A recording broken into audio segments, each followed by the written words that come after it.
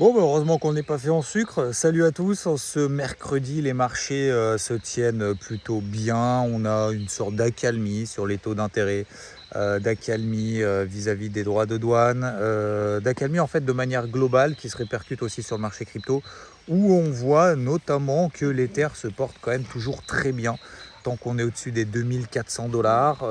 Je préfère travailler notamment d'ailleurs le marché crypto, et c'est ce qu'on fait sur IVT, notamment avec les fortes, que ce soit d'ailleurs l'Ether, que ce soit AVE notamment, et plutôt le gold aussi. On tient très bien les dernières zones qu'on a fait de ces dernières semaines.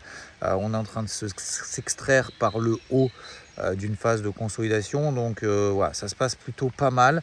Sur les indices, je suis un peu moins à l'aise, pour être tout à fait honnête avec vous, notamment sur les indices américains, de payer ces niveaux-là. Pour autant, on est toujours dans des tendances haussières, je vous en avais parlé dans le débrief hebdo très rapidement.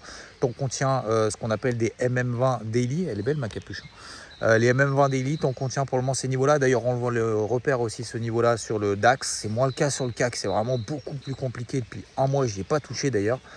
Ça tombe bien puisqu'il a quasiment pas bougé. On fait déjà des fois des petits excès, 7900, 7700, mais grosso modo, on est toujours autour des 7800. Donc, je ne vais pas dire que ce n'est pas forcément évident, mais je pense que dans ce type de marché, et c'est ce dont on a parlé avec Rodolphe hier, c'est soit vraiment avoir des stratégies vraiment très très courtes et vraiment être progressif finalement dans son exposition, dans ses ajustements de taille de position et d'exposition sur le marché.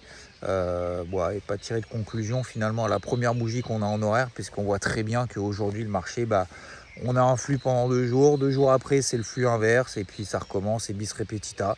Donc voilà, pas de tirer de conclusion trop hâtive, rester rigoureux et vraiment tous les jours être vraiment constant dans son objectivité vis-à-vis justement des différents éléments qu'on peut avoir d'un point de vue technique. 14h15 il y a la DP, 16h ISM des services, vendredi le NFP, demain la BCE.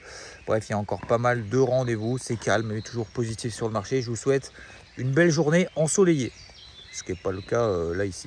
Ciao.